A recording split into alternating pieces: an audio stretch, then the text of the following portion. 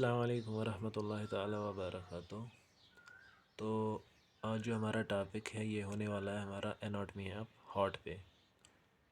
आज से हम शुरू करेंगे एनाटमी ऑफ हार्ट। तो जिसमें हम सबसे पहले देखेंगे इंट्रोडक्शन।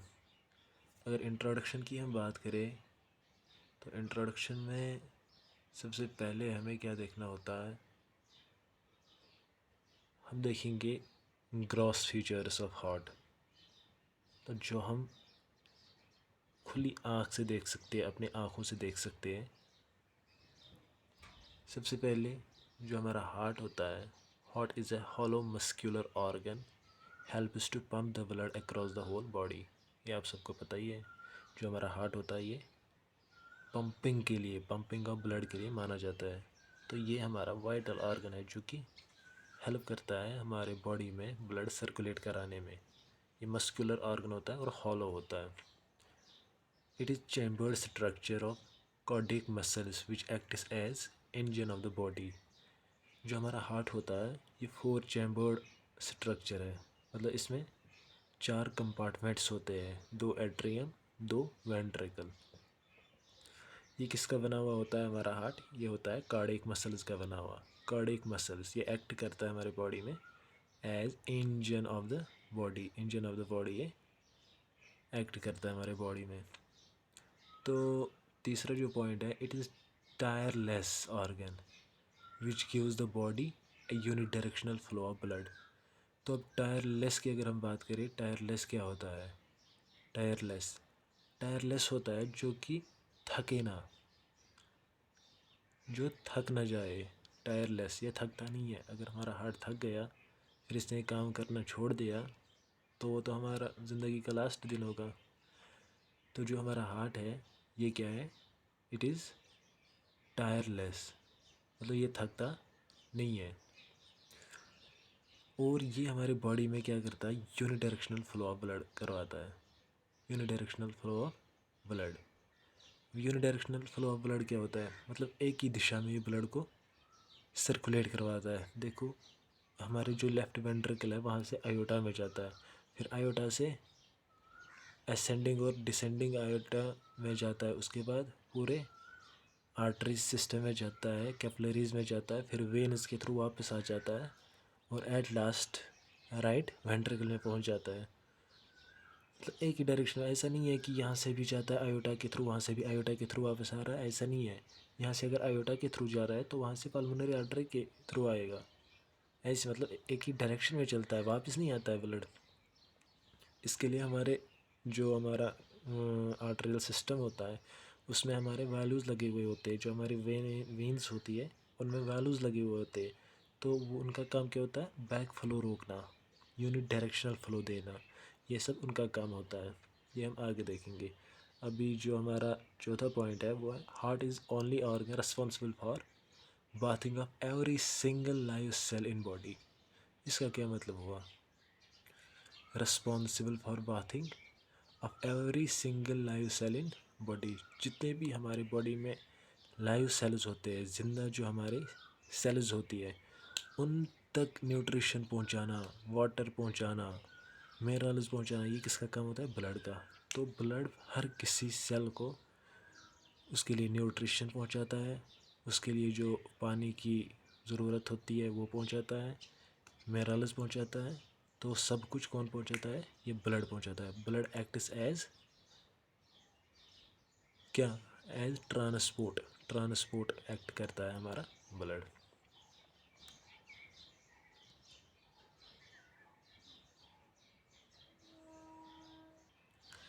तो इसके बाद अगर हम बात करें डायमेंशन ऑफ हार्ट की, तो डायमेंशन ऑफ हार्ट की अगर हम बात करें, इसमें हम क्या क्या देखते हैं? सबसे पहले एंटीरो पोस्टीरियर डायमीटर होता है। Antero posterior diameter. Antero posterior diameter में हम क्या देखते हैं? मतलब अगर हम आगे से ये पीछे से आगे तक या आगे से पीछे तक, यहाँ से लेके यहाँ तक, आगे से लेकर पीछे तक अगर हम देखेंगे, सॉरी, मतलब आगे वाले साइड से लेकर पीछे वाले साइड तक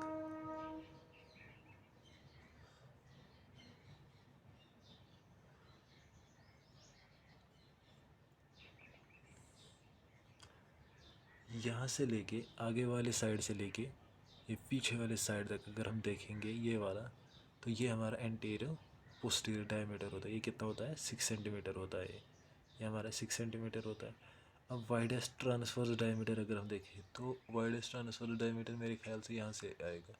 देखो यहाँ से लेकर यहाँ तक ये हमारा वाइडर ट्रांसवर्स डायमीटर, ये कितना होता है? 8-9 सेंटीमीटर्स का ये होता है। इसी तरह अगर लेंथ देखें, length from apex to base, length from apex to base, तो वो कितना होता है? 12 सेंटीमीटर। एपेक्स ये होता है, ये हमारा एपेक्स होता है, ये हमारा एपेक्स होता है। और बेस जो पोस्टीरियर वाल है इसका, पोस्टीरियर वाल हार्ट का, वो हमारा बेस होता है। तो यहाँ से लेकर पीछे वाले साइड तक कितना होता है? हमारा 12 सेंटीमीटर्स होता है। अगर वेट की बात करें मेल में 280 से 340 ग्राम्स तक का होता है, और फीमेल्स की बात करें तो उससे कम होता है, 230 टू 280 ग्राम्स का होता है इन फीमेल्स। मेल्स में हार्ट का जो वेट होता है वो 280 से 340 तक होता है। अगर फीमेल की बात करें तो ये 230 टू 280 ग्राम्स का होता है।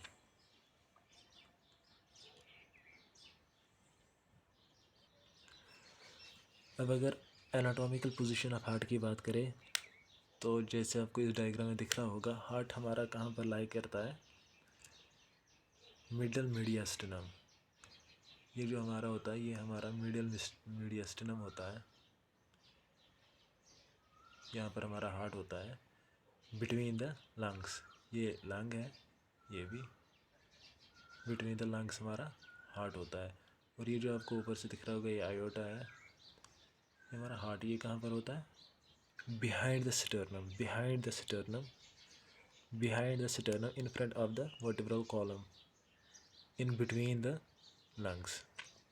तो वही यहाँ पर लिखा हुआ है, heart lies in the middle mediastinum in such a fashion that the apex of heart is faces downwards, forwards and towards the left, just medial to mid-clavicular line in the fifth intercostal space। देखो ये जो हमारा heart होता है ये middle जो mid clavicular line होता है उसकी थोड़ा लेफ्ट में होता है। देखो ये मान लो ये हमारी ये है मिड लाइन, तो इस लाइन से थोड़ा ये लेफ्ट में है। जो हमारा एपेक्स होता है ये लेफ्ट साइड में जाता है at the level of fifth, ये होती है फिफ्थ इंटरकोस्टल स्पेस। यहाँ पर वहाँ तक हमारा हार्ट होता है। जो हमारा एपेक्स होता है, एपेक्स डाउनवर्ड्स होता है और फॉरवर्ड थोड़ा आगे की ओर होता है और टुवर्ड्स लेफ्ट होता है, towards left, just medial to mid clavicular line in the fifth intercostal space. ये हमारी फिफ्थ इंटरकोस्टल स्पेस होती है यहाँ पर। Base of heart lies upwards and backwards on right side extending to the third costal cartilage. जो हमारा base होता है, जो पीछे वाला साइड होता है, पोस्टीरियर पार्ट होता है हमारा हार्ट का, उसको हम बेस कहते हैं।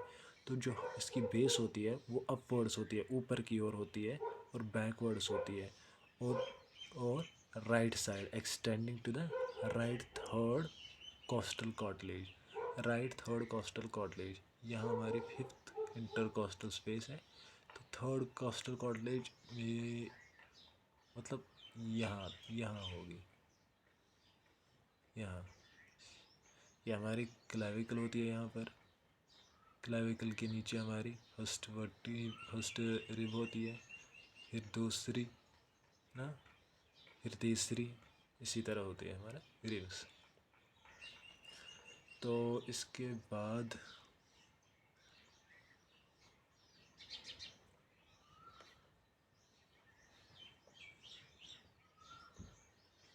ये हमारा हुआ एनाटॉमिकल पोजीशन। इसके बाद अगर हम वॉल ऑफ हार्ट की बात करें, वॉल ऑफ हार्ट की अगर हम बात करें तो ये हमारा हार्ट है, ये हमारा हार्ट का डायग्राम है। फिर वॉल की बात करें, यहाँ से थोड़ा सेक्शन इसने यहाँ जूम करके दिखाया है। तो अगर आप देखोगे सबसे अंदर क्या है हमारा, जो अंदर वाली लेयर है, ये अंदर वाली लेयर, ये हमारी एंडोकार्डियम होती है। एंडोकार्डियम एंडोकार्डियम होती है inner most layer of heart. ये तो उसके नीचे वाली जो होती है ये एंडोकार्डियम, ये अंदर वाला शीथ होता है। जो एंडोकार्डियम होता है ये थिन शीथ होता है, ये अंदर वाला शीथ, ये वाला, ये ये जो शीथ है लाइनिंग अंदर से, ये एंडोकार्डियम होती है, ये सबसे थिन होती है। और फिर जो ये बचती है यहाँ से लेकर यहाँ तक, ये हमारी होती है मायोकार्डियम। मायोकार्डियम मस्कुलर होती है, यही होती है कार्डिक मसल्स, कार्डिक मसल्स का ये बना हुआ होता है। और ये सबसे थिक लेयर होती है हमारे, अगर हम कार्डिक वॉल की बात करें तो सबसे थिक लेयर यही होती है। उसके बाद यहाँ से लेकर ये वाली, ये और ये मिला के ये हमारी होती है पेरिकार्डियम। अब जो पेरिकार्डियम होती है, पेरिकार्डियम की 2 लेयर्स होती है। पेरिकार्डियम खुद 2 लेयर्स की बनी हुई होती है।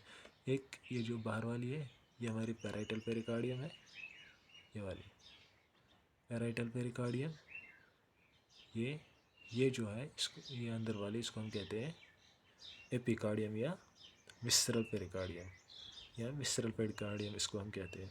तो ये जो इनके दरमियान ये स्पेस होती है, ये स्पेस जो इनके दरमियान होती है इसको हम कहते हैं पेरिकार्डियल कैविटी। ये जो इनके दरमियान स्पेस होती है इसको हम कहते हैं पेरिकार्डियल स्पेस।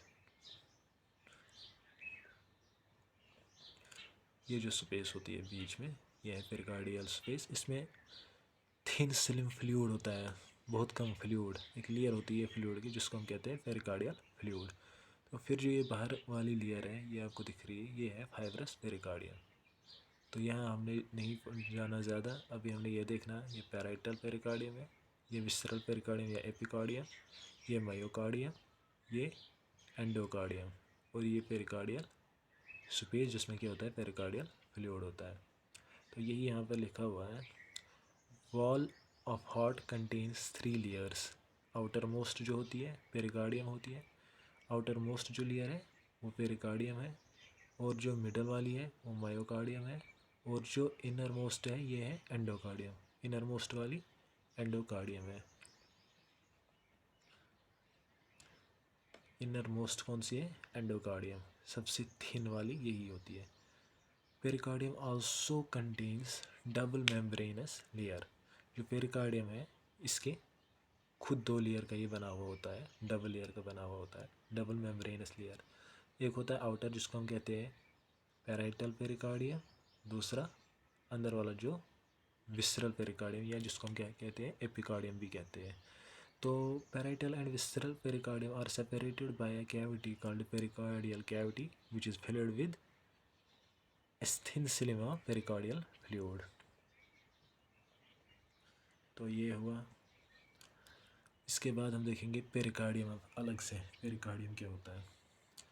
पेरिकार्डियम क्या होता है? Pericardium it is outer most layer. Pericardium हमारी आउटर मोस्ट लेयर होती है। It is made up of 2 layers, वही जो मैंने वहाँ पर बताया। Outer pericardial parietal pericardium which is tough protective coat around the heart. ये टफ और प्रोटेक्टिव कोट होता है अराउंड द हार्ट, तो ये सेफ्टी के लिए होता है हमारे हार्ट की। तो इनर विसरल पेरिकार्डियम, या जिसको हम क्या कहते हैं एपिकार्डियम भी कहते हैं, which is thin membranes sheath around myocardium.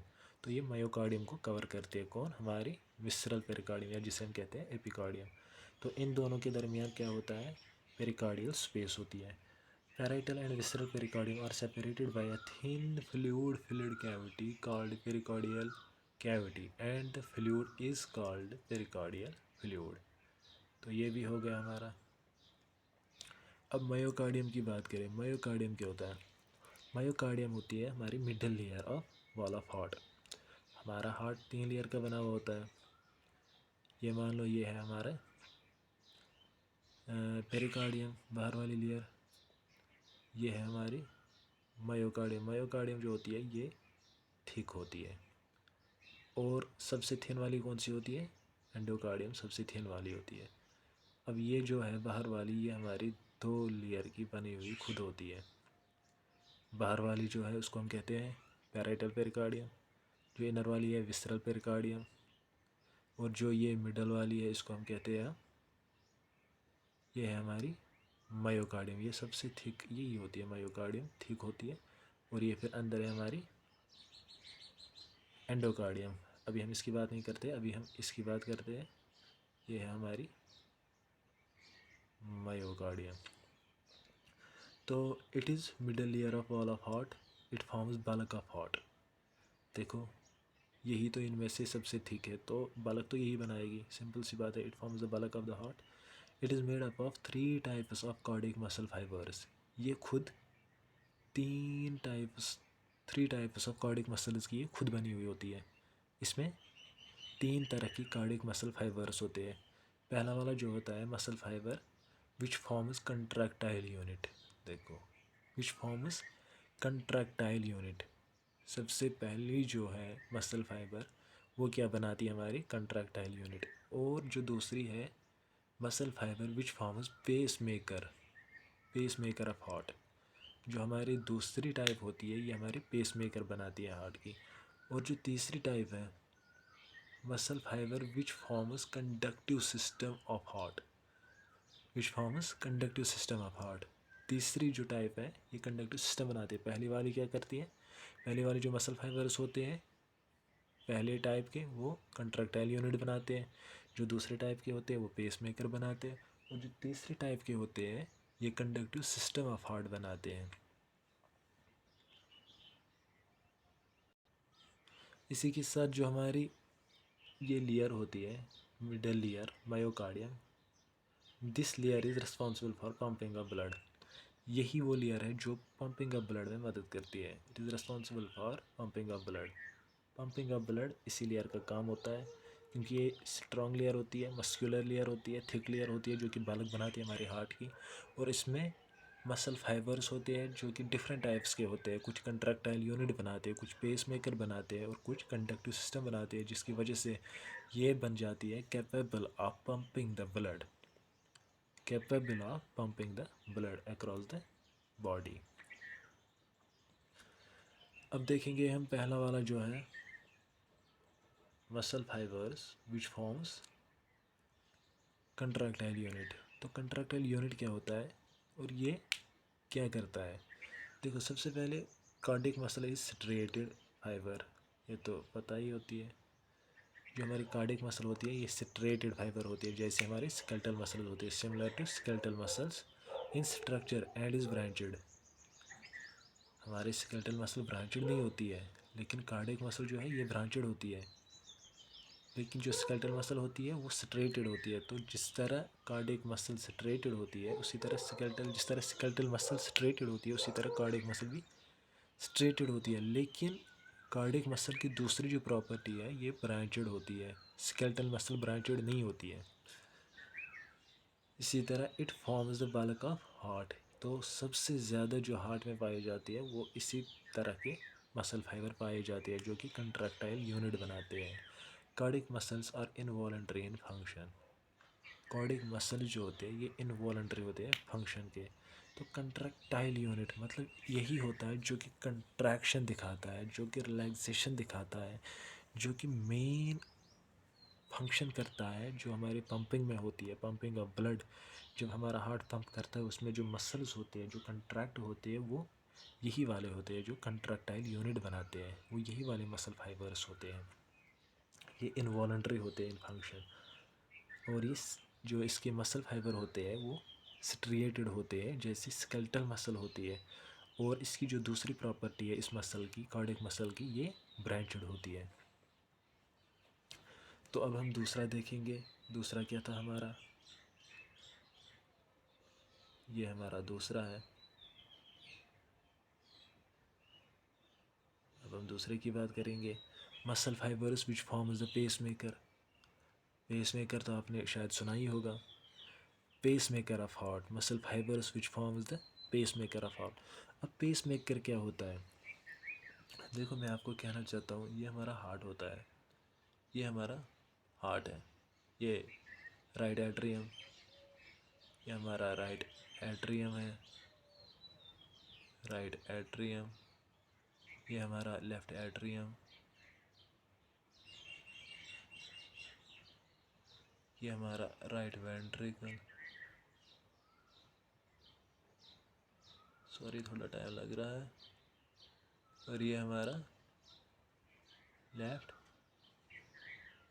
Ventricle है। Right atrium, right ventricle, left atrium, left ventricle. ये जो यहाँ पर होती है एंट्री ऑफ, ये जो हमारा आता है ये हमारा सुपीरियर वेना, सुपीरियर वेना कावा है। और जो ये नीचे वाला ये वाला है ये हमारा इन्फीरियर वेना कावा है। ऊपर वाला सुपीरियर वेना कावा, नीचे वाला इन्फीरियर वेना कावा। अब हमारी बॉडी में दो पेस मेकर्स होते हैं। ये special type of muscle fibres होते हैं जो कि एबल होते हैं किसके, ये जनरेट करते हैं हमारे इम्पल्स को। These are specialized muscle fibers which are able to generate impulse और हार्ट बीट। तो ये वो मसल फाइबर्स होते हैं जो कि enable to generate impulse या हार्ट बीट। इसकी जो एबिलिटी होती है, इनकी एबिलिटी होती है ताकि ये जनरेट कर सके हार्ट बीट, क्योंकि बिना हार्ट बीट तो हमारा हार्ट तो बीट करेगा नहीं। इसको पहले एक स्टिमुलस चाहिए होता है, मतलब एक जनरेटर चाहिए होता है जो कि इम्पल्स जनरेट करे, उसके बाद वो आगे कंडक्ट होगा, जिसकी वजह से फिर कंट्रैक्टाइल यूनिट कंट्रैक्ट करेगा ताकि ब्लड बाहर जाए हार्ट से। अब सबसे पहले जो काम होती है, जो सबसे मेन है, वो पेस मेकर होता है हमारे हार्ट में। अब पेस मेकर क्या करता है, ये पेस मेकर एक स्पेशल मसल फाइबर होता है जिसको एबिलिटी होती है टू जनरेट इम्पल्स या हार्ट बीट जिसे हम कहते हैं।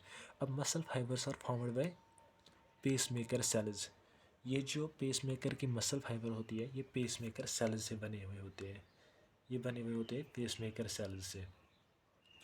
These muscle fibres have less striations. और ये जो मसल फाइबर होते हैं जो हमारे पेस मेकर बनाते हैं, इनमें स्ट्रेशंस बहुत कम होती है, लेस स्ट्रेशंस। और जो हमारे पेस मेकर होते हैं ये दो टाइप्स के होते हैं, S A node, A V node. S A node मतलब जो होता है वो होता है साइनो एट्रियल नोड, इसको हम एस ए नोड भी कहते हैं। और दूसरा होता है atrio ventricular node. S A node जो होता है ये होता है main pacemaker of the heart. Main pacemaker of the heart हमारा एस ए नोड होता है। एट्रियो वेंट्रिकुलर नोड भी ज़रूरी होता है, लेकिन एस ए नोड ना हो तो हार्ट काम में भी नहीं कर सकता है, और ए वी नोड अगर ना भी हो तो शायद काम चलेगा। तो एस ए नोड बहुत इंपॉर्टेंट होता है। अब S A cyano atrial node, cyano atrial ये कहाँ पर होता है, ये आपको दिख रहा होगा, ये एस ए नोड यहाँ पर, ये एस ए नोड, ये हमारा ए वी नोड। अब ए वी नोड तो सीधे पता चलता है, ए वी मतलब atrio ventricular, eight the junction between atria and ventricle, है ना। ये देखो एट्रियो वेंट्रिकल, तो एट्रिया और वेंट्रिकल के दरमियान है, तो ये तो पता चलता है एट्रियो वेंट्रिकुलर नोड, इसकी पोजीशन कहाँ पर होगी, ये तो नाम से ही पता चलता है एट्रियो वेंट्रिकुलर नोड।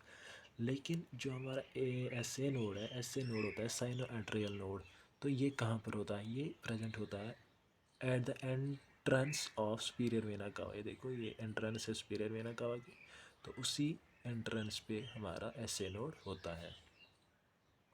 क्लियर। इसके बाद हम देखेंगे जो तीसरा टाइप था हमारे मसल फाइबर्स का, जो कि क्या था, जो हमारा कंडक्टिव सिस्टम बनाता था। ये हमारा कंडक्टिव सिस्टम बनाता था, muscle fibres which forms conductive system. तो द इम्पल्स और heart beat generated by pacemakers are transmitted by conductive system throughout the heart. देखो हमारे जो पेस मेकर्स होते हैं उन्होंने इम्पल्स तो जनरेट की, उनका काम होता है जनरेट करना। अब आगे की वायरिंग जो होती है, जो आगे ट्रांसमिट करे इस इम्पल्स को, तो जो अब आगे ट्रांसमिट करे वो बनाती है हमारी कंडक्टिव सिस्टम। देखो ये हमारा आ गया यहाँ पर, ये मान लो जनरेटर है, जनरेटर, पेस मेकर हमारा जनरेटर होता है। तो पेस मेकर जनरेट करेगा, तो उसका काम तो नहीं है ना आगे ले जाना, आगे ले जाना वायरिंग की काम है, हम आगे वायरिंग करवाते हैं फिर। तो अब वायरिंग क्या होती है, वायरिंग हमारा कंडक्टिव सिस्टम होता है। ये देखो यहाँ से ये वायरिंग लगी हुई है आगे, ये देखो ये वायरिंग लगी हुई है, यहाँ से वायरिंग लगी हुई है, ये आगे वायरिंग लगी हुई है, कुछ इस तरह जाती है, कुछ यहाँ की ओर जाती है। ये हमारी वायरिंग आगे लगी होती है। ये जो वायरिंग होती है यही हमारी कंडक्टिव सिस्टम बनाती है, यही होती है कंडक्टिव सिस्टम के लिए। देखो the conductive system consists of bundle of his. ये जो आपको दिख रहा है ये यहाँ से लेकर यहाँ तक, ये वाला पार्ट, ये यहाँ तक जो नीला आपको दिख रहा है, ये जो नीला पार्ट इन्होंने दिखाया है यहाँ पर ब्लू वाला, ये हमारा बंडल ऑफ हिस है। ये है बंडल ऑफ हिस, यहाँ तक, यहाँ से लेकर यहाँ तक ये बंडल ऑफ हिस है। बंडल ऑफ हिस ये लिखा हुआ है, बंडल ऑफ हिस। उसके बाद इसके आगे जो ले जाता है इनको हम कहते हैं बंडल ब्रांचेस। ये वाले, ये दो, एक इस साइड जाता है एक इस साइड जाता है, ये है बंडल ब्रांचेस। इसके बाद जो ये आगे की ओर ये ब्रांचिंग जाती है ये वाली यहाँ तक, फिर यहाँ से ये जो ब्रांच आगे देती है इसको हम कहते हैं पुरकेंजी फाइबर। क्या है ये हमारा पुरकेंजी फाइबर। पहला वाला जो है conduct bundle his, bundle of his, ये जो मेन निकलता है पहले ए बी नोड से बंडल ऑफ हिस। उसके बाद left and right bundle branches जाते हैं, ये राइट वाला ये लेफ्ट वाला बंडल ब्रांचेस जाते हैं।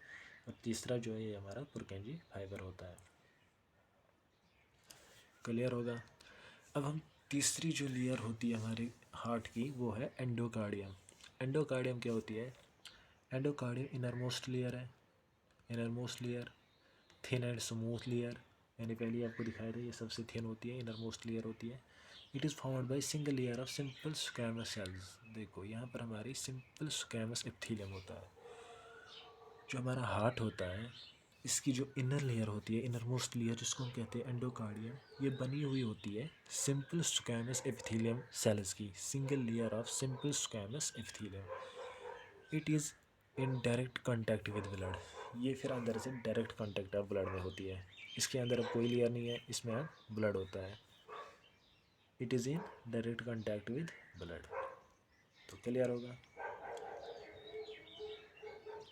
अब अगर एक्सटीरियर ऑफ हार्ट की बात करें, मतलब ग्रॉस फीचर्स देखेंगे हम हार्ट के। हार्ट को हमने हाथ में लिया, अब हम इसको देख रहे हैं तो हमें क्या क्या दिखेगा, मैं उसकी बात कर रहा हूँ। सबसे पहले हमें हार्ट की बेस दिखेगी, और हार्ट की बेस वो नहीं होती है जिस पे हार्ट टिका हुआ होता है, मतलब जिस पे ये रेस्ट करता है। हार्ट कभी बेस पे रेस्ट नहीं करता। हार्ट की जो बेस है वो इसकी पीछे वाली साइड होती है। देखो यहाँ पर इसने दिखाया है, ये इसने हार्ट दिखाया है, और यहाँ पर ये वेल शेप डायग्राम दिखाई है, इसी तरह हार्ट होता है। तो हम क्या करते हैं, हम हमेशा बेस, ये नीचे वाला जो एरिया है हम इसको बेस मानते हैं, ये वाला जिस पे कि ये टिका हुआ है। तो ये बेस नहीं है, यहाँ पर ये इसको हम बेस नहीं मानते। यहाँ पर हम बेस, ये जो पीछे वाला हिस्सा है, ये वाला हिस्सा, यहाँ पर ये बेस होता है। हार्ट में हम इसको बेस कहते हैं। अब इस पे तो ये बैठा नहीं है, इस पे तो ये रेस्ट नहीं कर रहा, तो हम यहाँ पर ये नहीं कह सकते कि हार्ट जो है ये बेस पे रेस्ट कर रहा है। यहाँ पर अगर हम देखें, ये जो नीचे वाला ये वाला एरिया है, ये हमारा होता है कार्डियक सर, ये डायफ्रामेटिक सरफेस है, ये इसको हम कहते हैं डायफ्रामेटिक सरफेस। नीचे वाला ये डायफ्राम के रिलेट होती है, मतलब डायफ्राम के ऊपर होती है, तो इसको हम डायफ्रामेटिक सरफेस कहते हैं। टूवर्ड द डायफ्राम होती है ये सरफेस। और ये एरिया अगर हम देखें, ये जो ट्रायंगुलर एरिया हमें दिख रहा है, ये वाला ट्रायंगुलर एरिया, ये वाला एरिया, ये हमारा राइट पल्मोनरी सरफेस होती है। Right pulmonary surface, right pulmonary surface क्यों कहते हैं? क्योंकि यहाँ पर हमारा राइट लंग होता है, तो लंग को हम पल्मोन्स कहते हैं, तो राइट पल्मोनरी सरफेस। इसी तरह ये जो लेफ़्ट वाला ये ट्राइंगल आपको दिख रहा है, ये हमारा लेफ़्ट पल्मोनरी सरफेस। और ये जो आपको ये लाइन दिख रही है, ये वाली, ये वाली सरफेस, ये हमारा ओब्लिक मार्जिन होता है, ये ओब्लिक मार्जिन होता है। और ये जो आपको आगे वाला ये दिख रहा होगा, ये पूरा एरिया, ये हमारा एंटीरियर सरफेस है, ये एंटीरियर सरफेस है। तो यहाँ पर हमने ये देखना था। सबसे पहले हमने क्या देखा, बेस। सबसे पहले हमने बेस देखा,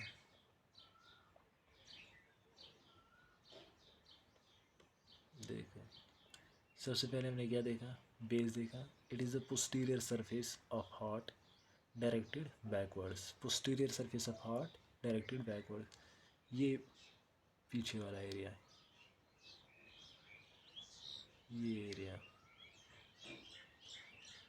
ये हमारा बेस होती है, जो कि पोस्टीरियर सरफेस होती है हमारी हार्ट की। तो ये बैकवर्ड्स की ओर होती है, आगे से ऐसे नहीं दिखती। यहाँ पर हमें ये नहीं दिखती क्योंकि ये पिछले वाले साइड में होती है। अब एपेक्स की बात करें, it is directed downwards, forwards and to left side.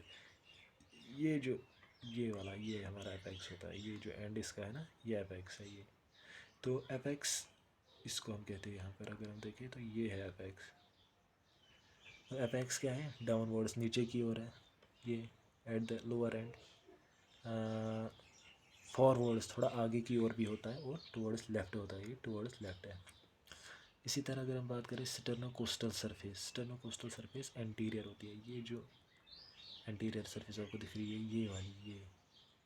ये वाली जो सरफेस है, या ये वाली जो सरफेस आगे की ओर है, इसको हम कहते हैं स्टर्नोकोस्टल सरफेस। ये हमारे स्टर्नोकोस्टल सरफेस है। इसी तरह डायफ्रामेटिक सरफेस, डायफ्रामेटिक सरफेस ये वाली नीचे वाला, ये सरफेस जो है रेक्टेंगुलर सरफेस, ये डायफ्रामेटिक सरफेस है। तो ये इन्फीरियर नीचे की ओर होती है। पल्मोनरी सरफेसेस होते हैं लेफ़्ट और राइट, ये पल्मोनरी सरफेस, ये पल्मोनरी सरफेस होती है। तो ये आपको क्लियर होगा। अब बॉर्डर ऑफ हार्ट की अगर हम बात करें,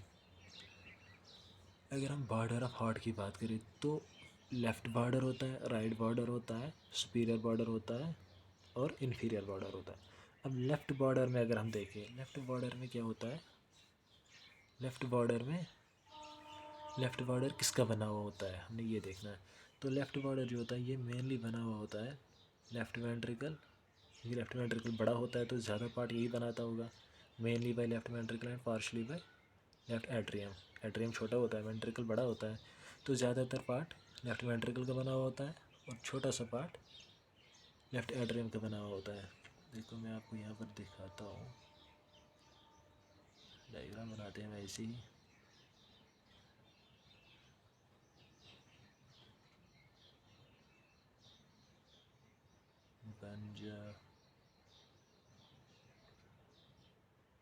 देखो ये हमारा लेफ़्ट एट्रियम है, ये है हमारा लेफ़्ट वेंट्रिकल, ये राइट एट्रियम, राइट वेंट्रिकल। तो देखो एट्रियम छोटा सा है तो ये छोटा ही पार्ट बनाएगा। ये जो हमारी सरफेस, ये वाली सरफेस है, तो इसका ज़्यादा पार्ट कौन बनाता है, हमारा लेफ़्ट वेंट्रिकल बनाता है, और छोटा सा पार्ट हमारा लेफ़्ट एट्रियम बनाता है। इसी तरह राइट बॉर्डर की बात करें, it is mainly found by right atrium. लेकिन जो देखो, हाँ यहाँ पर कंफ्यूज कर सकता है, इसलिए मैं दूसरी डायग्राम बनाता हूँ।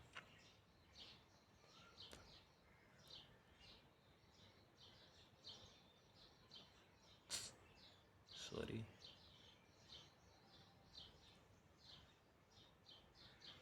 देखो हमारा हार्ट कुछ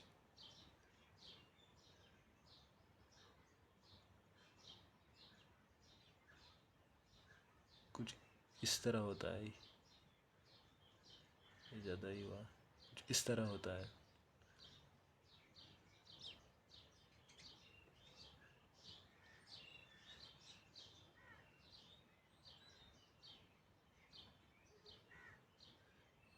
देखो इस तरह होता है, क्योंकि जो हमारा ये वाला बॉर्डर होता है, राइट बॉर्डर होता है, तो ये मेनली बना होता है हमारा एट्रियम से। क्यों? क्योंकि जो वेंट्रिकल है ये टुवर्ड्स लेफ्ट होता है, ये फॉरवर्ड्स होता है, टुवर्ड्स लेफ्ट बनाता है apex.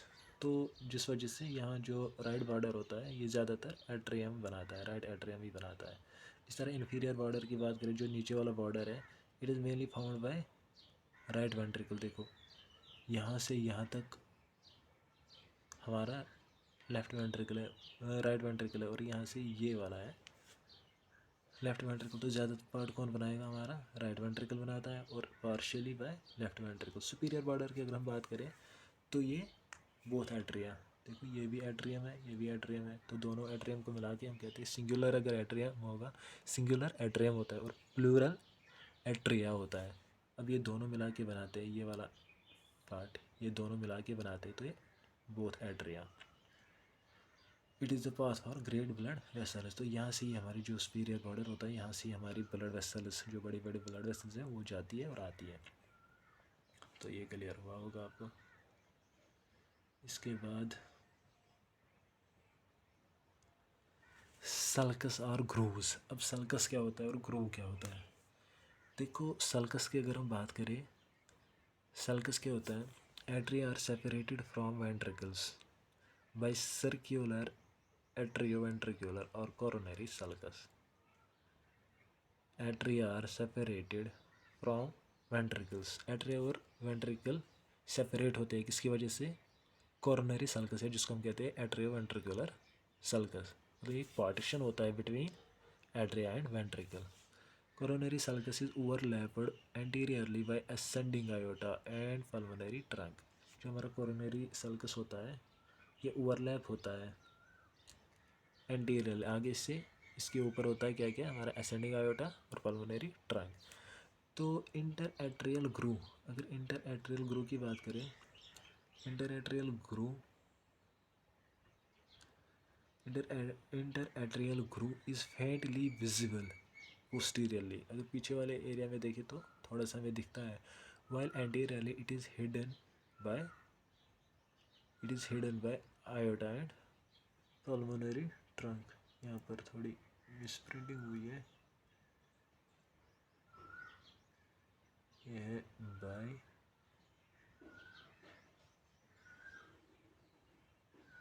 Bye aorta and pulmonary trunk. Inter atrial groove आगे से नहीं दिखता, क्यों? क्योंकि आगे से इसके ऊपर होता है आयोटा और पल्मोनरी ट्रंक, पीछे से थोड़ा बहुत दिखता है। इसके बाद अगर हम बात करें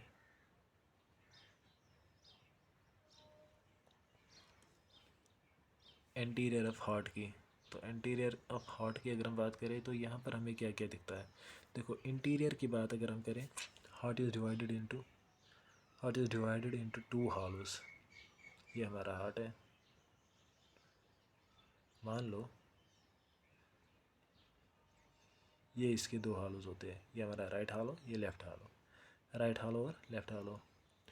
heart is divided into two hollows right and left by myocardial septum. ये मायोकार्डियल सेप्टम है बीच में, ये मायोकार्डियल सेप्टम है। The atrioventricular septum shows a physiological circular opening in each valve. The atrioventricular septum shows a, ये वाला point पहले देखना है, each hollow is further divided into superior atrium and inferior ventricle by atrioventricular septum. अब each वाला देखो, ये वाला जो हाफ है ये भी डिवाइड होता है, ये ऊपर वाला एट्रियम नीचे वाला वेंट्रिकल, ऊपर वाला एट्रियम नीचे वाला वेंट्रिकल। ये राइट साइड है, ये लेफ्ट साइड है। अब इसके बाद ये क्या बताता है? बता रहा है the atrioventricular septum shows A physiological circular opening in each half. ये जो हमारा होता है ये एट्रियोवेंट्रिकुलर सेप्टम ये है जो एट्रिया और वेंट्रिकल को डिवाइड करता है। तो इसमें यहाँ पर ये, यहाँ पर अगर हम बात करें तो एक क्या होता है? ओपनिंग होती है,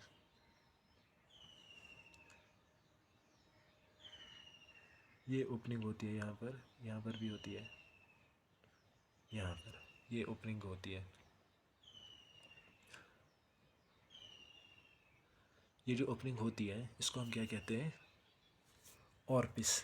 क्या कहते हैं? ऑर्पिस, एट्रियोवेंट्रिकुलर ऑर्पिस। तो एट्रियोवेंट्रिकुलर ऑर्पिस क्या होती है? फिजियोलॉजिकल सर्कुलर ओपनिंग होती है जिससे क्या होता है?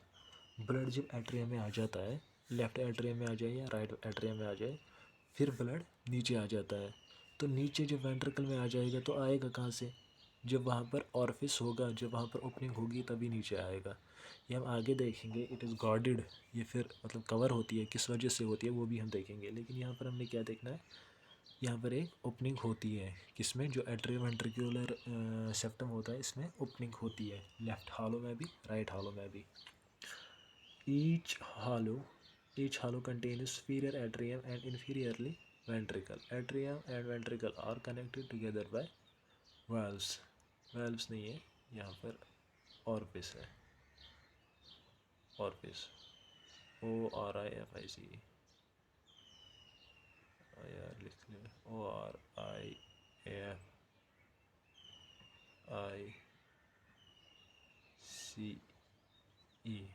orifice.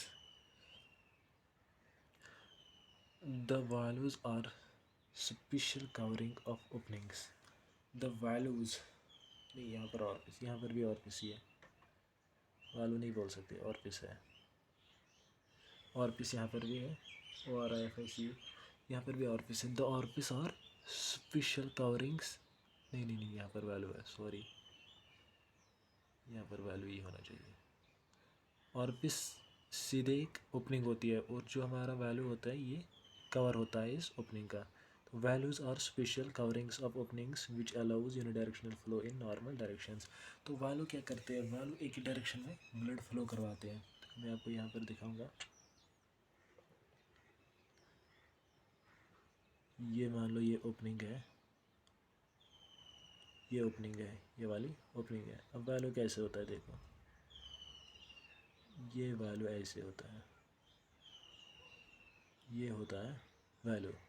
अब ऊपर से जब ब्लड आएगा तो ये नीचे की ओर आएगा और ये यहाँ की ओर, ये यहाँ की ओर जाएगा तो ब्लड नीचे आएगा. अब जब ब्लड नीचे से ऊपर जाने की कोशिश करेगा तो इस पे प्रेशर बनेगा, ये और ये और ये मिल जाते हैं. जब ये ऊपर आता है प्रेशर बनता है तो ये मिल जाते हैं, ये बंद हो जाता है, तो फिर ब्लड ऊपर जा नहीं पाता है, जिस वजह से ये क्या करवाता है, यूनिडायरेक्शनल फ्लो करवाता है. अब left hello is divided into left atrium and left ventricle. ये जो लेफ्ट हालो है ये लेफ्ट एट्रियम लेफ्ट वेंट्रिकल. इसी तरह राइट हालो किस में डिवाइड होगा, राइट एट्रियम और राइट वेंट्रिकल में. हो गया ये. अब राइट एट्रियम की अगर हम बात करें, देखो राइट एट्रियम की अगर हम बात करें, राइट एट्रियम ये वाला हमारा राइट एट्रियम है, ये राइट एट्रियम. देखो मैंने आपको पहले बताया था जो हमारा राइट बॉर्डर है, राइट बॉर्डर, ये ज़्यादातर कौन बनाता है, हमारा राइट एट्रियम ही बनाता है. ज़्यादातर क्या, पूरा राइट एट्रियम बनाता है. देखो वेंट्रिकल थोड़ा अंदर है, वेंट्रिकल हमारे इन्फीरियर बॉर्डर बनाता है. अच्छा, तो राइट एट्रियम क्या होता है, it is the right upper chamber of heart. ये है right upper chamber. It forms right border, ये राइट बॉर्डर बनाता है जो मैंने पहले ही आपको बताया था. पार्ट ऑफ अपर बॉर्डर, ये अपर बॉर्डर का पार्ट बनाता है. राइट बॉर्डर पूरा यही बनाता है, ये जो राइट बॉर्डर है, और अपर बॉर्डर का थोड़ा पार्ट बनाता है, यहाँ तक का पार्ट बनाता है. इसके आगे बनाता है फिर लेफ्ट आर्टरियम, वो आप छोड़ो. क्या क्या बनाता है ये, पहले हमारा राइट बॉर्डर बनाता है, part of upper border, sternocostal surface, ये आगे वाली जो सरफेस है sternocostal surface, and part of base of heart, और थोड़ा सा बेस ऑफ हार्ट का वही बनाता है, ये वाला पोर्शन. ये it receives blood by superior and inferior vena cava and pumps into the right ventricle through tricuspid valve.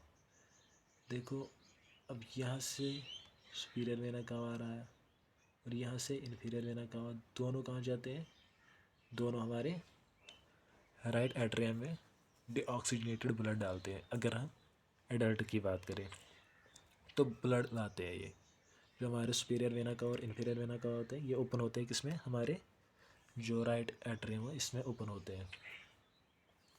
इसके बाद अगर हम देखें and pumps into right ventricle, उसके बाद ये पंप करता है ब्लड इनटू राइट वेंट्रिकल. ये देखो ये हमारा ऑर्फिस है जो कि ट्राइकस्पिड वैल्यू से गॉडेड होती है. अब ट्राइकस्पिड क्या होता है, देखो अब मैं ट्राइकस्पिड आपको सुनाता हूँ पहले. ये मान लो ये ऑर्फिस है जो यहाँ पर है, अब ये ट्राइकस्पिड है.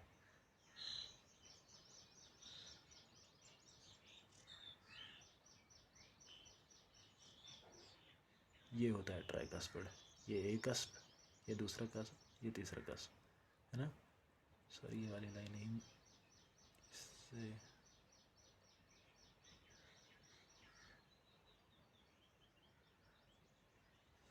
देखो ये होता है हमारा ट्राइकस्पिड, ये 1 2 और 3। अब बाइकस्पिड क्या होता है वो भी यहीं पर दिखाता हूँ। ये मान लो ऑर्फिस है, ये है बाइकस्पिड, मतलब दो ही फ्लैप होते हैं, एक फ्लैप दो फ्लैप। शिट, यहाँ पर देख लो, ये ऐसे, ये एक फ्लैप यहाँ से होता है, दूसरा यहाँ से होता है, तो दो ही फ्लैप होते हैं। ये ओपन होता है तो यहाँ पर 3 फ्लैप्स होते हैं, यहाँ पर 2 फ्लैप्स होते हैं। ये देखो, ये ट्राइकस्पिड है, ये बाइकस्पिड है। अब आपको याद कैसे रहेगा कि ट्राइकस्पिड कौन सा है और बाइकस्पिड कौन सा है? देखो मैंने कैसे याद रखा था, आपको भी मैं वैसे ही बताऊंगा।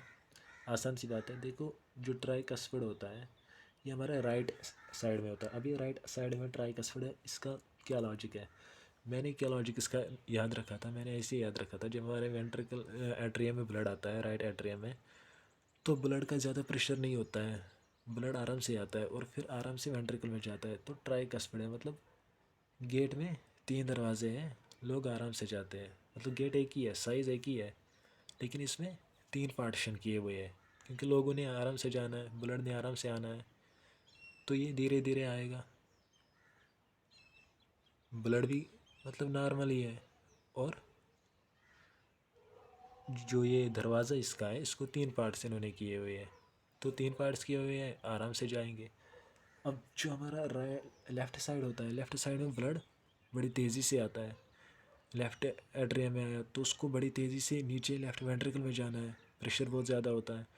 तो यहाँ भी दरवाज़ा उतना ही है, जितना दरवाज़ा वहाँ पर था यहाँ पर भी दरवाज़ा उतना ही है, लेकिन इन्होंने दरवाजे को 2 हिस्से किए हैं, तो 2 हिस्सों से लोग तो जल्दी जल्दी चले जाएंगे, है ना।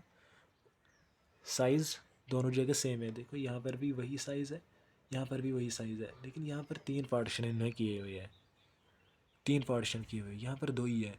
अब तेज़ कहाँ पर जाएंगे? देखो यहाँ पर पहले देखना है यार, किस वाले से देखूँ, 3 है, 3 पार्टीशन, ऊपर वाले से देखूँ, बीच वाले से देखूँ, नीचे वाले से देखूँ, यहाँ पर इतना ही है भाई, घुसना है कहीं से तो घुसना है, 2 ही पार्ट है। अब यहाँ पर प्रेशर ज़्यादा है, यहाँ पर फ्लो ज़्यादा है, तो यहाँ पर इसीलिए पार्टीशन 2 ही है। साइज़ और इसका सेम है दोनों जगह पर, यहाँ पर ट्राइकस्प है, वहाँ पर बाइकस्प है, मतलब यहाँ पर 3 पट, मतलब क्या कह सकते हैं, देखो यहाँ पर समझाता हूँ मैं आपको। ये भी उतना ही साइज़ का है, ये भी उतना ही साइज़ का है, मान लो ऐसे साइज़ का बराबर है। अब यहाँ पर क्या है, यहाँ पर इन्होंने ऐसे 3 हिस्से किए हुए हैं, यहाँ पर 2 ही हिस्से किए हुए हैं। अब यहाँ पर बंदे ने देखना है मैं कितना लंबा हूँ, यहाँ से जा पाऊँगा, यहाँ से जा पाऊँगा, यहाँ से जा पाऊँगा, देखना है पहले। अब यहाँ से यार निकलना है, सिर्फ निकलना है, क्योंकि यहाँ पर फ्लो बड़ा तेज़ होता है, प्रेशर ज़्यादा होता है, तो निकलना है। मैंने ऐसे ही याद रखा था, अब आपको जैसे ठीक लगे। राइट एट्रियम क्या होता है?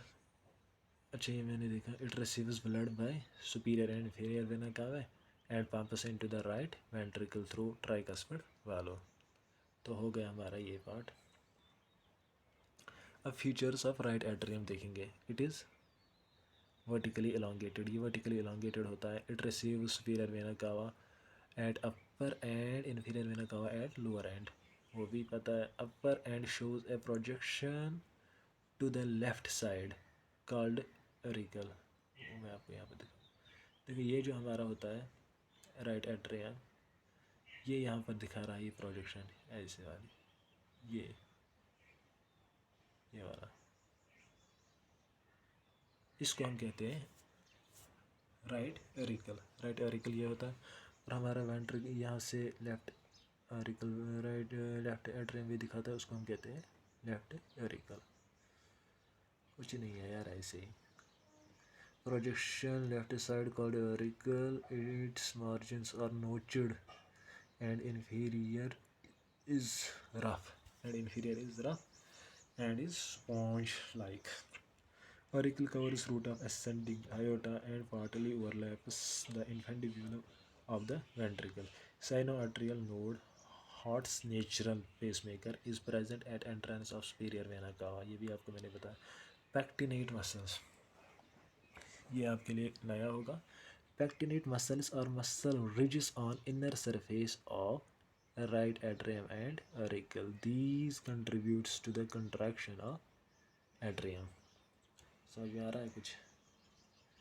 ये जो हमारा हार्ट होता है एट्रियम, इसमें ऐसे कुछ ऐसे होते हैं, ये मसल रिजेस होते हैं जिससे हमारे स्टमक में होते हैं मसल रिजेस। तो इनको ही हम कहते हैं क्या? इनको ही हम कहते हैं पैक्टिनेट मसल्स। ये इनर सरफेस में होती है right atrium and auricle, this contribute in the contraction of the atrium. Fossa ovalis, अब फोसा ओवैलिस क्या होता है? फोसा ओवैलिस एक डिप्रेशन होता है इंटर एट्रियो वेंट्रिकुलर सेप्टम पे होता है, इंटर एट्रियल सेप्टम या इंटर एट्रियो वेंट्रिकुलर सेप्टम पे होता है, which is remnant of fetal foramen ovale. अब आपको ये भी देखो, जो फीटस होता है ना, पहले ये सब साफ करता हूँ मैं।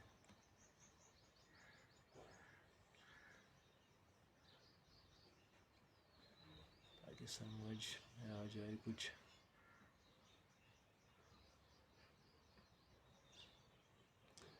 देखो, जो फीटस होता है उसमें यहाँ पर एक ओपनिंग होती है, यहाँ पर ओपनिंग, उसको हम कहते हैं फोरामिना ओवेल।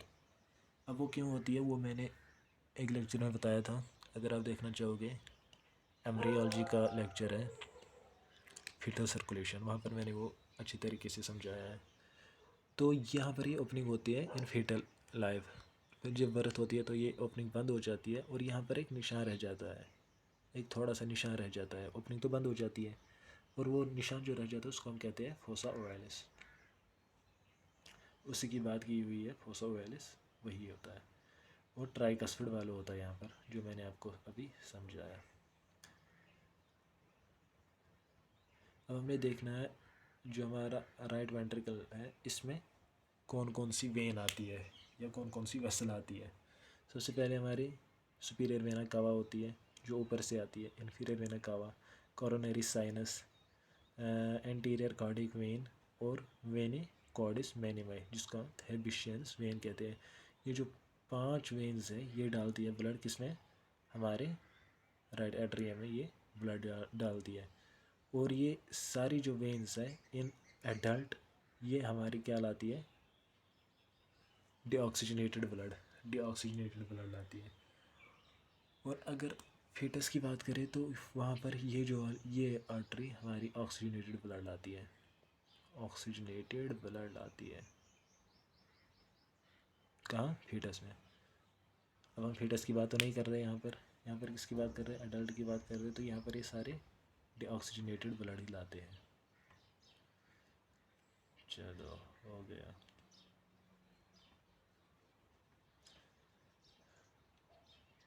आई होप आपको समझ में आ रहा होगा, क्योंकि भाई मैं कोशिश कर रहा हूँ समझाने की। अब देखो, राइट वेंट्रिकल की बात करें हम। राइट वेंट्रिकल क्या होता है? राइट वेंट्रिकल पहले मैंने आपको बताया था, ऊपर वाला एट्रियम, नीचे वाला वेंट्रिकल। तो ऊपर वाला राइट साइड का राइट एट्रियम, नीचे वाला राइट साइड का राइट वेंट्रिकल। तो it forms the inferior border, नीचे वाला बॉर्डर बनाता है, and a large part of sternocostal surface, आगे वाली सरफेस बनाता है। इट इज़ ट्राइंगुलर चेंबर होता है ये।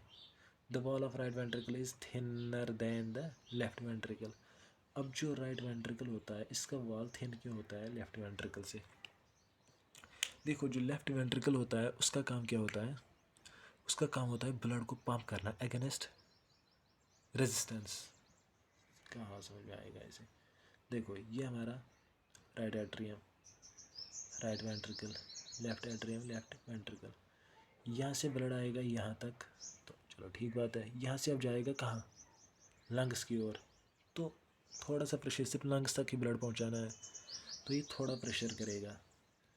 और थोड़ा प्रेशर होने के लिए इसको, अगर ज़्यादा ये थिक भी नहीं होगी, थिन ही होगी तो चलेगा, क्योंकि थोड़ा सा प्रेशर इसने बनाना है, थोड़ा सा इसने पुश करना है। अब जो हमारा लेफ़्ट वेंट्रिकल है, लेफ़्ट वेंट्रिकल को क्या करना होता है? इसने ब्लड प्रेशर करना होता है, पंप करना होता है पूरे बॉडी तक पहुंचाने के लिए। देखो, हमारे सर तक भी ब्लड पहुंचना चाहिए, हमारे जो फिंगर टोज़, जो हमारे फुट टोज़ होते हैं वहाँ तक भी ब्लड पहुंचना चाहिए।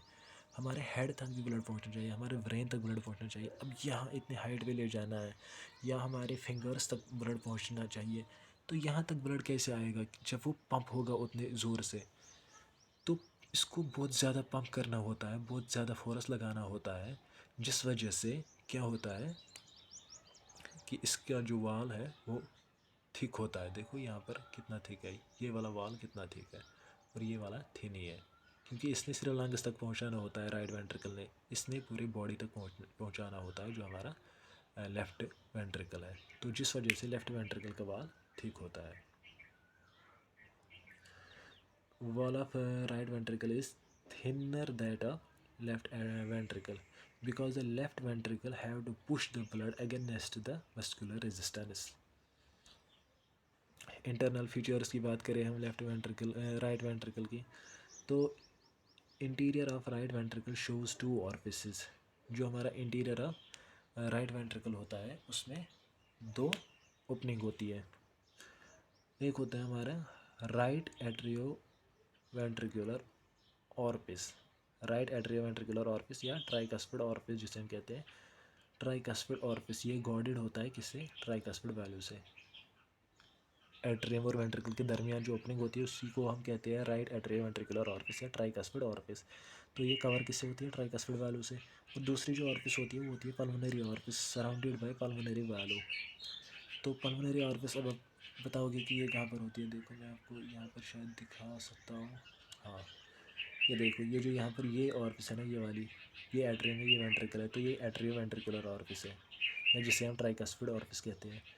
और यहाँ से वेंट्रिकल, राइट वेंट्रिकल से ये पल्मोनरी ट्रंक ये होता है, इसके दरमियान ये वाला यहाँ पर ये है पल्मोनरी ऑर्पिस। और यहाँ पर भी एक वाल्व होता है जिसको हम कहते हैं पल्मोनरी वाल्व। तो इसको हम पल्मोनरी वाल्व कहते हैं। देखो pulmonary orifice surrounded by pulmonary valve. Cavity is crescentic in nature. इसकी जो कैविटी होती है, किसकी, जो राइट वेंट्रिकल होती है इसकी कैविटी क्रिसेंट्रिक टाइप होती है। There are 3 papillary muscles in right ventricle. 3 types of papillary muscles होते हैं। अब पेपिलरी मसल्स आप बताओगे कि ये क्या होता है पेपिलरी मसल्स। देखो ये हमारी ऑर्पिस है,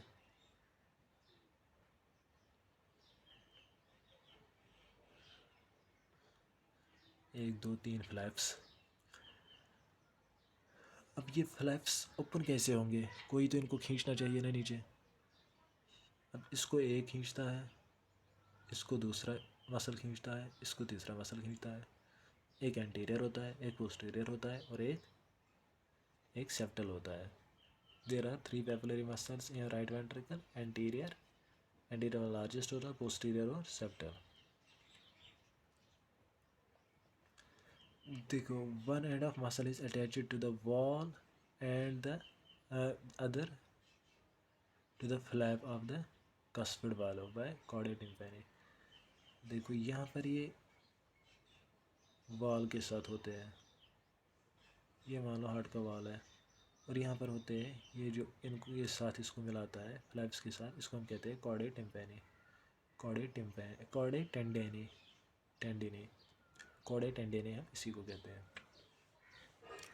अब मॉडरेटर बैंड क्या होता है, मॉडरेटर बैंड या जिसको हम कहते हैं सेप्टोमार्जिनल ट्रेबिकुला। मॉडरेटर बैंड या सेप्टोमार्जिनल ट्रेबिकुला एक होता है, ये मस्कुलर बैंड होता है that crosses interior of right ventricle supporting the conduction system of heart. ये कंडक्शन सिस्टम ऑफ हार्ट को सपोर्ट करता है। इसके बाद दूसरा हम देखिए infundibulum also known as conus arteriosus. जो हमारा इन्फेंडिब्यूलम है इसको हम कहते हैं कोनस आर्टरियोसस। और आउटफ्लो ट्रैक, और outflow tract it is the funnel shaped portion of right ventricle that leads to pulmonary trunk. Funnel shaped portion होता है जो कि फिर किस में होता है, लीड करता है पल्मोनरी ट्रंक में। इसी तरह पल्मोनरी वाल्व क्या होता है, it is present at the junction of right ventricle and pulmonary trunk. Pulmonary valve कहाँ पर होता है, at the junction of right ventricle and pulmonary trunk, regulating blood flow from heart to lungs. इसी तरह interventricular septum, interventricular septum क्या होता है, interventricular septum होता है वो सेप्टम, वो पार्टीशन जो वेंट्रिकल, दो वेंट्रिकल लेफ्ट और राइट वेंट्रिकल आपस में अलग करता है। It is the oblique wall between the two ventricles. Upper part is thin and membranous, and the lower part is thick and muscular. Septum is responsible for separation of oxygenated and deoxygenated blood. Right ventricle receives blood from right atrium through tricuspid valve and pumps into the lungs through pulmonary trunk. जो हमारा right ventricle होता है, it receives blood from right atrium through tricuspid valve and pumps into the lungs through pulmonary trunk. यहाँ से blood नीचे आता है और फिर यहाँ से ये पल्मोनरी ट्रंक में जाता है. समझ में आया? कोई मुश्किल बात नहीं है यार, आसान सी बात है. देखो लेफ्ट एट्रियम की बात करें. लेफ्ट एट्रियम क्या होता है? It forms two third base of heart, greater part of the upper border, parts of the sternocostal surface and part of left border of heart. ये क्वाड्रेंगुलर चैम्बर होता है. Quadrangular chamber होता है. Receiving blood from lungs through 4 pulmonary veins.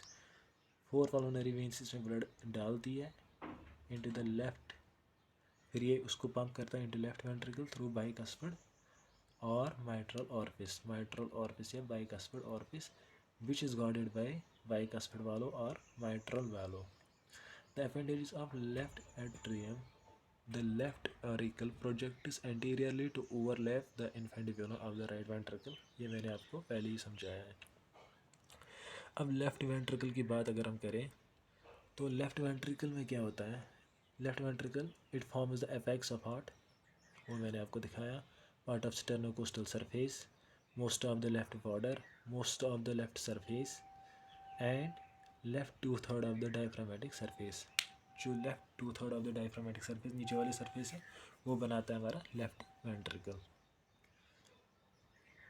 अच्छा, 2/3 two well developed papillary muscles anterior and posterior. क्योंकि bicuspid वालों है तो 2 ही फ्लैप्स हैं, तो 2 फ्लैप्स को 2 मसल्स खींचते हैं तो हो गया. देखो interior of ventricle show 2 orifice. जो इंटीरियर ऑफ वेंट्रिकल है यहाँ पर भी 2 ऑरिफिस होती है. एक होती है माइट्रल ऑरिफिस या बाइकस्पिड ऑरिफिस, एक होती है आयोटिक ऑरिफिस. ये मैं आपको यहाँ पर ही दिखाऊंगा. देखो ये जो ब्लड यहाँ से आता है, कहाँ से? ये यहाँ पर एट्रियम है. एट्रियम यहाँ एट्रियम से नीचे आता है. किसके थ्रू? माइट्रल ऑरिफिस के थ्रू. फिर यहाँ से जाता है आयोटा में आयोटिक ऑरिफिस के थ्रू. तो यहाँ पर भी 2 ओपनिंग्स होती है, एक माइट्रल ऑरिफिस, दूसरा आयोटिक ऑरिफिस. और आयोटिक ऑरिफिस में भी एक वैल्यू होता है जिसको हम कहते हैं आयोटिक वैल्यू और mitral value. Cavity is circular in shape. Blood supply की अगर हम बात करें आर्टेरियल सप्लाई, तो आर्टेरियल सप्लाई किसकी वजह से यहाँ पर होती है? आर्टेरियल सप्लाई की बात अगर हम करें, heart is supplied by 2 arteries. Heart is supplied by mainly 2 arteries, left and right coronary artery, which are the first branch of aorta.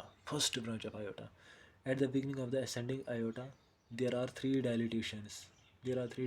और swelling type होती है जिनको हम क्या कहते हैं? आयोटिक साइनसिस कहते हैं. ये मैं आपको यहाँ पर दिखाऊंगा.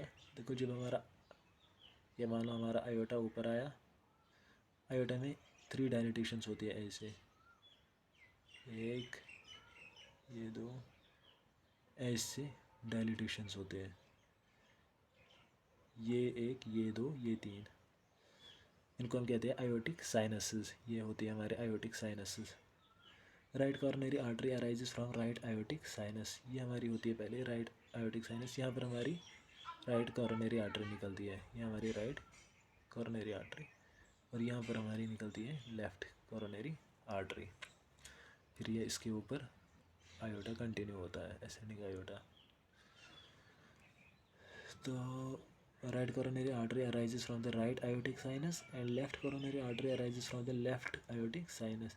Trunk of left coronary artery is much shorter than the right coronary artery. इसका जो ट्रंक होता है इसका मैंने उल्टा दिखाया है।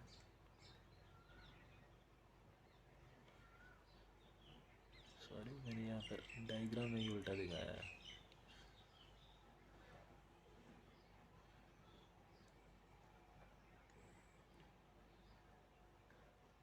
जो राइट होता है, राइट, इसका ट्रंक जो होता है लंबा होता है, और इसका जो ट्रंक होता है वो शॉर्ट होता है।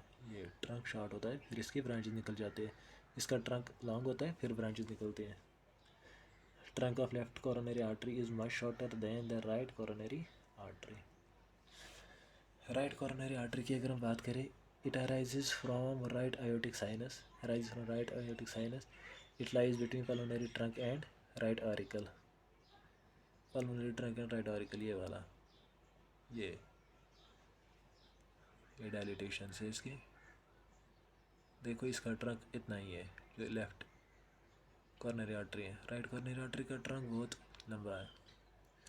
अच्छा, it lies between pulmonary trunk and right auricle, it ends with anastomosis with the circumflex branch of left coronary artery. चलो हो गया राइट। इसके बाद branches of right coronary artery, देखो ये ब्रांचेस है राइट कॉरोनरी, ये राइट कॉरोनरी आर्टरी है। इसकी ब्रांचेस क्या है? कोनस आर्टरी है, कोनस आर्टरी एंटीरियर साइड से, फिर है right atrial artery, right ventricular artery, sorry ये राइट एक्यूट मार्जिनल ब्रांच। और पीछे की ओर अगर हम देखें तो ये वाली जो है साइनो आर्टरियल नोड जाती है। इसी तरह लेफ्ट कोरोनरी आर्टरी की बात करें तो इसकी ब्रांचेस क्या क्या है? लेफ्ट कोरोनरी आर्टरी की ब्रांचेस क्या क्या है? इसकी ब्रांचेस है, ये जो है ये हमारा posterior interventricular branch, posterior lateral branch, इसी तरह सर्कमफ्लेक्स भी इसका ब्रांच होता है, circumflex. Branches of right coronary artery, right conus artery पहली होती है। राइट कोनस आर्टरी क्या है? First branch of coronary artery, its supplies infundibulum of right ventricle. दूसरा जो है राइट एंटीरियर वेंट्रिकुलर ब्रांच है। These are 3 to 4 in number. जो राइट एंटीरियर वेंट्रिकुलर ब्रांचेस होते हैं ये 3 से 4 होते हैं। These supplies adjoining surface of ventricles along inferior border. Other branches supply sternocostal surface of right ventricle. Right marginal artery is largest ramus. जो right marginal artery होती है ये लार्जेस्ट राइमस होती है। इसी तरह हमारी जो राइट एट्रियल ब्रांचेस होती है, राइट एट्रियल ब्रांचेस, ये दूसरी आर्टरी है, तीसरी right atrial branch. The right atrial branch typically refers to a small branch of the right coronary artery that supplies blood to the right atrium of the heart. This branch helps ensure that the myocardium of the right atrium receives adequate oxygenated blood for its metabolism. इसी तरह cyano arterial artery होती है। Sino arterial artery also known as the sinus node artery और S node artery is a branch of the right coronary artery in most individuals. It supplies sinoatrial node in 65% individuals. 65% individuals में कौन करती है supply साइनोआर्ट्रियल node को? हमारी साइनोआर्ट्रियल artery. इसी तरह right posterior ventricular artery होती है। Right posterior ventricular artery, the right posterior ventricular artery, also known as the right posterior descending artery, or posterior interventricular artery, is a branch of the right coronary artery. It travels along the posterior interventricular groove, also called the posterior interventricular sulcus. समझ में आ रहा है? To supply blood to the posterior part of the interventricular septum and the posterior wall of the both ventricles. This artery plays a crucial role in providing oxygenated blood to the posterior regions of the heart muscle. Right posterior artery, ये right posterior arterial artery है, ये मैंने कुछ और ही लिखा है, अब atrium बना लो यहाँ पर और artery. The right The right posterior atrial branch is a small artery that typically arises from the right coronary artery. It supplies blood to the posterior portion of the right atrium of the heart. This branch helps ensure that the myocardium of the right atrium receives adequate oxygenated blood for its metabolism. इसी तरह posterior interventricular branch, the posterior interventricular branch, also known as the posterior descending artery, is a branch of the right coronary artery in most individuals. Alternatively, it can arise from the left circumflex artery in a subset of the population. This artery travels along the posterior interventricular groove, also known as the posterior interventricular sulcus, to supply blood to the posterior part of the interventricular septum and the posterior wall of both ventricles. It plays a crucial role in providing oxygenated blood to the posterior region of the heart muscles. अब left coronary artery, ये हमारी left coronary artery है, ये left coronary artery, इसकी क्या क्या branch है? Circumflex artery है, या लेफ्ट मार्जिनल आर्टरी है, या डायगोनल आर्टरीज है, या लेफ्ट असेंडिंग डिसेंडिंग आर्टरी है, लेफ्ट एंटीरियर डिसेंडिंग आर्टरी. अब इसकी बात करें, it arises from the left posterior aortic sinus और असेंडिंग आयोटा. ये यहाँ पर लेफ्ट आयोटिक साइनस है, यहाँ पर था right aortic sinus. It lies between pulmonary trunk and left auricle. It is wider and larger than right coronary artery. ये wider और larger है, लेकिन shorter than right coronary artery. It ends by dividing into interventricular and circumflex branches. ये देती है एक हमारी circumflex branch, दूसरा interventricular branch देती है ये. अब branches of left coronary artery की बात करें तो anterior interventricular artery, it runs anterior interventricular groove and gives following branches. Anterior ventricular branch, the anterior interventricular branch, also known as the left anterior descending artery. It is a major branch of the left coronary artery. It descends along the anterior interventricular groove, also known as the anterior interventricular sulcus, to supply blood to the anterior two-thirds of the interventricular septum, the anterior wall of both ventricles, and a portion of the atria. This artery is sufficient. This artery is significant. This artery is significant because it provides a major blood supply to the left ventricle, including the critical regions of heart known as the apex. Apex को भी यही blood supply करती है. Septal branch. The septal branch is a small artery that originates from either the left anterior descending artery or the right coronary artery. ये दोनों से निकल सकती है, मतलब कभी anterior descending artery से, कभी right coronary artery से, and supplies blood to the interventricular septum, which divides the left and right ventricles of the heart. It ensures that the septum receives adequate oxygenated blood for its metabolism needs. This blood supply is crucial for the proper functioning of the heart's electrical conduction system, which coordinates the heart's rhythmic contractions. Circumflex artery. Circumflex artery क्या होती है? Circumflex artery is a major branch of the left coronary artery. It typically courses along the left atrioventricular groove, also known as the coronary sulcus, because the left atrium and the left ventricle. Between left atrium and the left ventricle, the circumflex artery supplies blood to the left atrium and the posterior lateral wall of the left ventricle.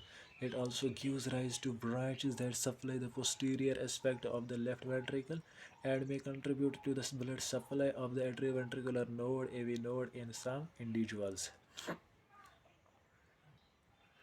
देखो venous drainage की अगर हम बात करें, the venous drainage of the heart involve several veins that collect deoxygenated blood from different regions of the heart and returns to the right atrium of the heart. The main veins involved in the venous drainage of the heart include coronary sinus. This is the largest cardiac vein which collects the oxygenated blood from the myocardial of the heart. It lies within the posterior atrioventricular groove of the posterior surface of the heart and empties into the right atrium. Great cardiac vein होती है.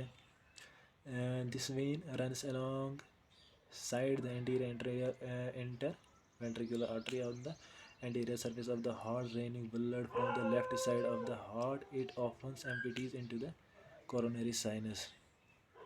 Middle cardiac vein होती है, located on the posterior surface of the heart. It runs parallel to the posterior interventricular artery and drains blood from the posterior part of the left ventricle. It usually empties into the coronary sinus.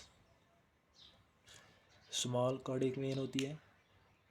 This vein accompanies the right coronary artery on the right side of the heart and drains blood from the right atrium and ventricle. It may empty directly into the coronary sinus of the right atrium. Anterior cardiac vein. These veins drain blood from the right ventricle and may empty directly into the right atrium or into the small cardiac vein. Nerve supply की बात करें, the heart receives its nerve supply from the autonomic nervous system, specifically the sympathetic and parasympathetic divisions. Sympathetic nerve supply की बात करें, sympathetic nerve originates from the thoracic segments of the spinal cord T1 to T4. They travel through the sympathetic trunk and synapse in the cervical and upper thoracic ganglia. From there, postganglionic fibers extend to the heart via cardiac nerves, primarily the cardiac accelerator nerve. Which is sympathetic stimulation increases heart rate, myocardial contractility, and the rate of the conduction of the electrical impulses through the heart. इसी तरह parasympathetic nerve supply की बात करें, parasympathetic nerves originate from the vagus nerve, cranial nerve 10th. They innervate the heart primarily through the cardiac branches of the vagus nerve. Parasympathetic stimulation decreases heart rate by slowing the rate of the depolarization of the sinoatrial node and decreasing the conduction velocity through the atrioventricular node. So thanks guys, that was the lecture about heart. Thanks guys.